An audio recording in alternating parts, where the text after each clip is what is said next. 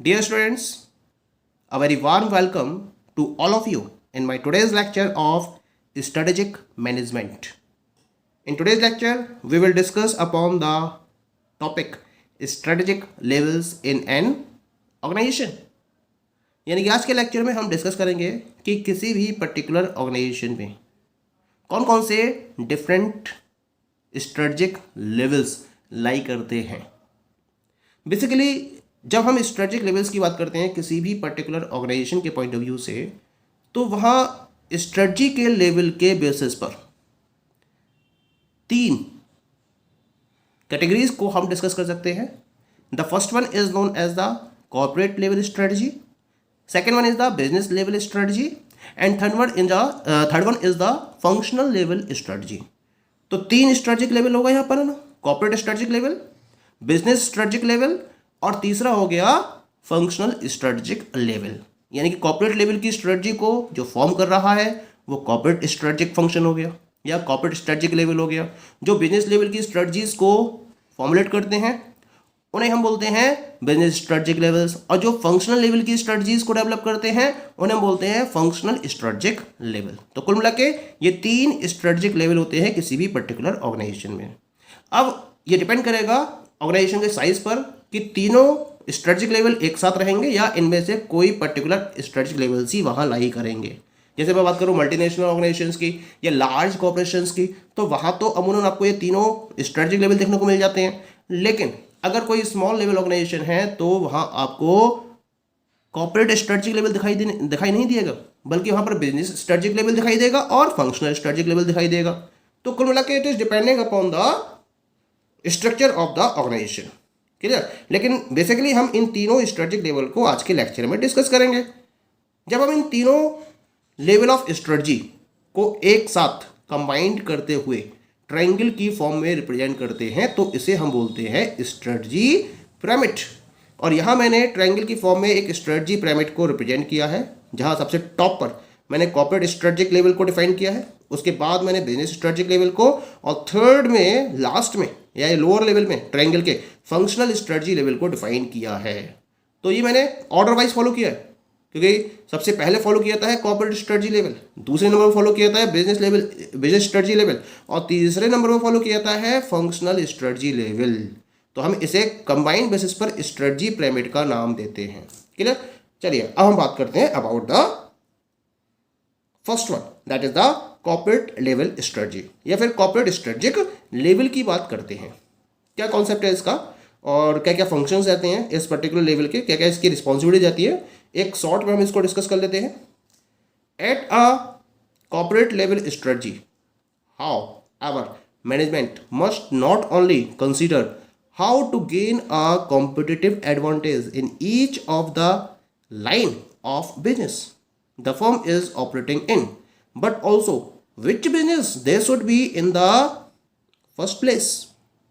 तो ये जो पर्टिकुलर लेवल है स्ट्रेटजी का सबसे इंपॉर्टेंट लेवल रहता है, मैक्सिमम इंपॉर्टेंस इस लेवल को दी जाती है, क्योंकि यहाँ जो मैनेजमेंट है उसे कुछ पर्टिकुलर पॉइंट्स को कंसीडर करना है।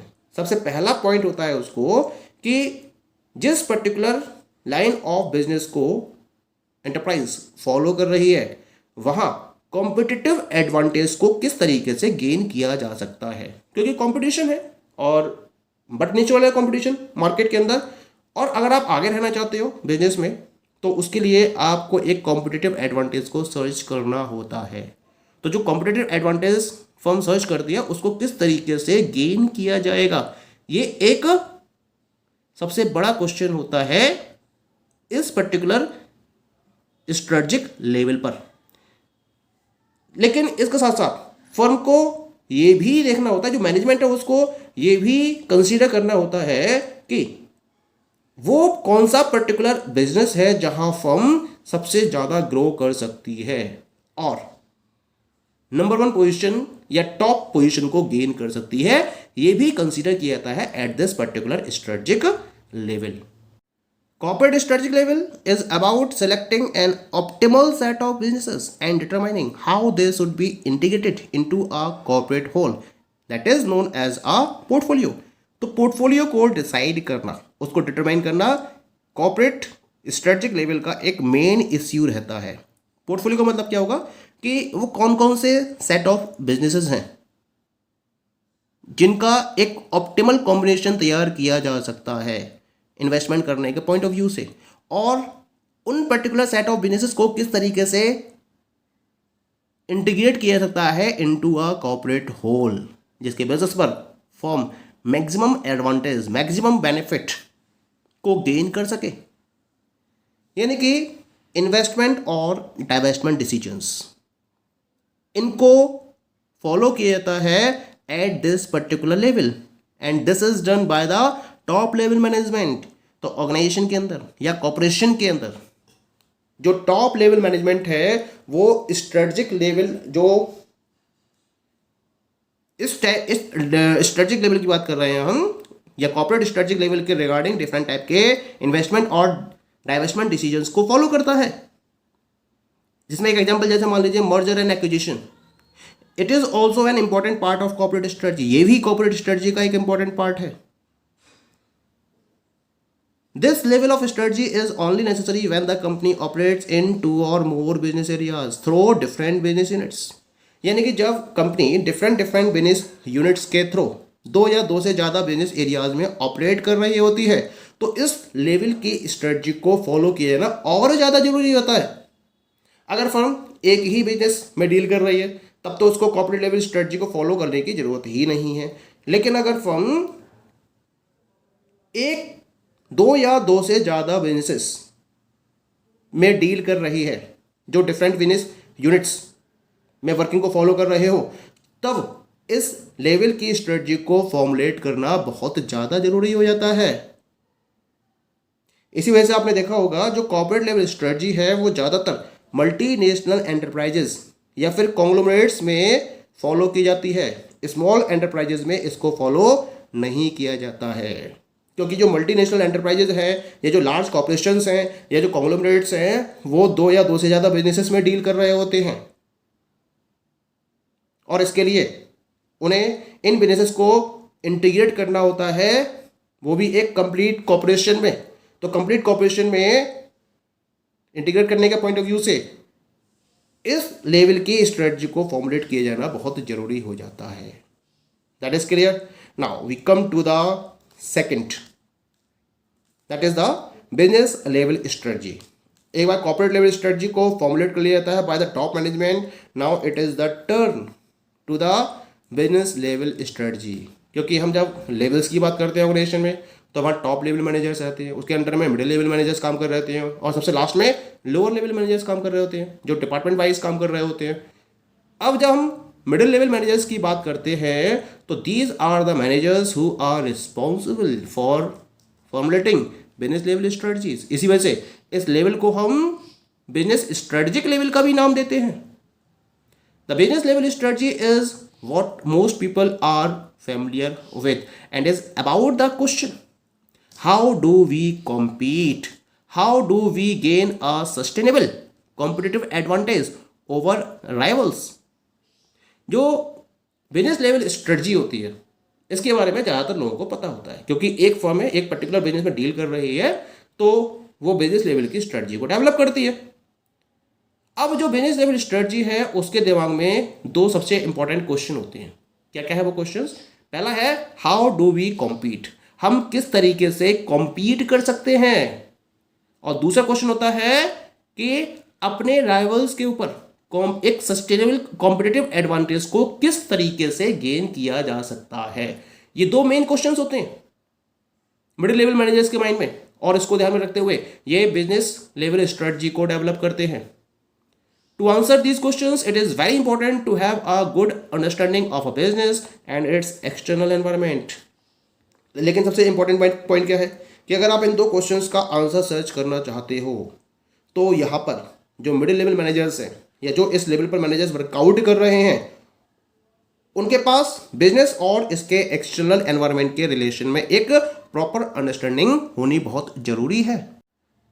इसी वजह से इस लेवल पर एनवायरनमेंट को प्रॉपरली समझने के लिए, एनवायरमेंटल सिचुएशंस को प्रॉपरली एनालाइज करने के पॉइंट ऑफ व्यू से दो टाइप के फ्रेमवर्क फॉलो किए जाते हैं, एक तो इंटरनल एनालिसिस फ्रेमवर्क और दूसरा external analysis framework. Internal analysis framework के लिए डिफरेंट टूल्स मैनेजमेंट के द्वारा यूज़ किए जाते हैं, जैसे कि value chain analysis, VRIO model.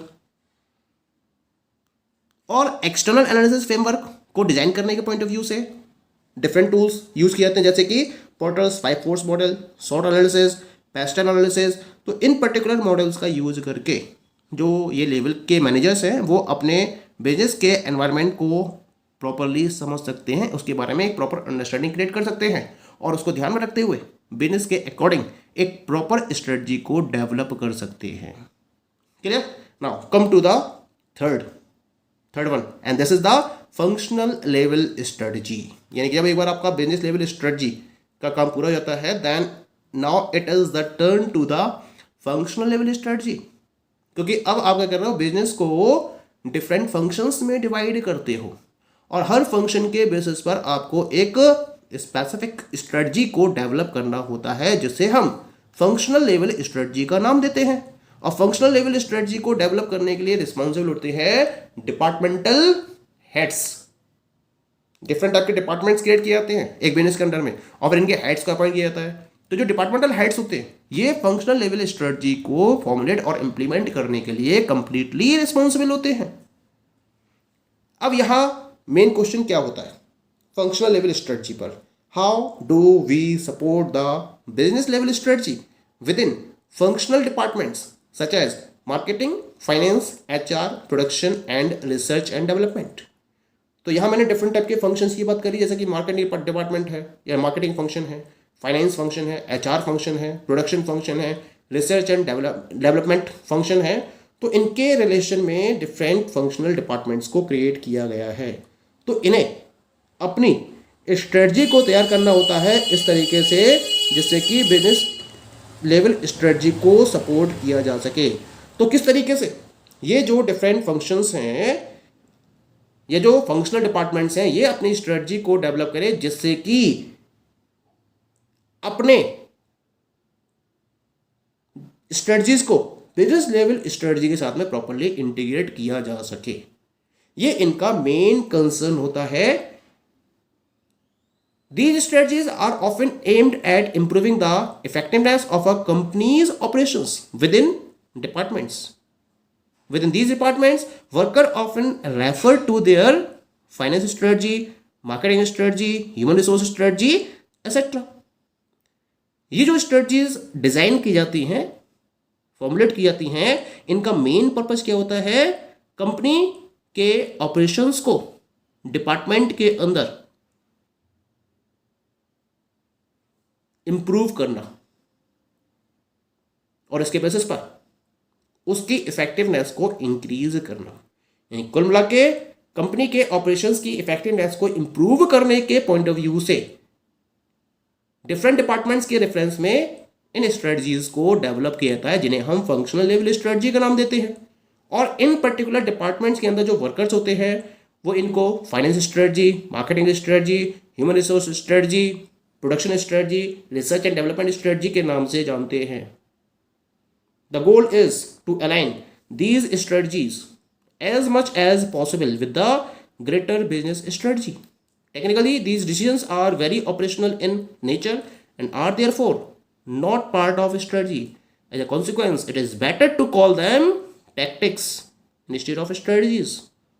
Purpose क्या है फंक्शनल लेवल स्ट्रेटजी को डेवलप करने का? पर्पज होता है कि बिजनेस स्ट्रेटजीज के साथ में इन फंक्शनल लेवल स्ट्रेटजीज को अलाइन करना। पहले तो आपने स्ट्रेटजीज को डेवलप किया, तो पहले आप देखते हो कि बिजनेस लेवल स्ट्रेटजी क्या है और उसको ध्यान में रखते हुए फंक्शनल लेवल स्ट्रेटजी को डेवलप करते हो और फिर उसके साथ में प्रॉपर्ली अलाइन करते हो सारी फंक्शनल लेवल स्ट्रेटजीज को बिजनेस लेवल स्ट्रेटजी के साथ में। लेकिन जब हम बात करते हैं फंक्शनल स्ट्रेटजीज की, तो यहाँ जो डिसीजंस फॉलो किए जाते हैं वो ऑपरेशनल होते हैं नेचर में। ऑपरेशन का मतलब है कि इन्हें एक्चुअल वे में परफॉर्म किया जाता है, टैक्टिकल वे में परफॉर्म किया जाता है। इसी वजह से हम इसको स्ट्रेटजी का एक पार्ट नहीं कह सकते। बेटर होगा कि हम इनको टैक्टिक्स का नाम दें instead of strategies. Okay, so these all are the different strategic levels within an organization. Thank you.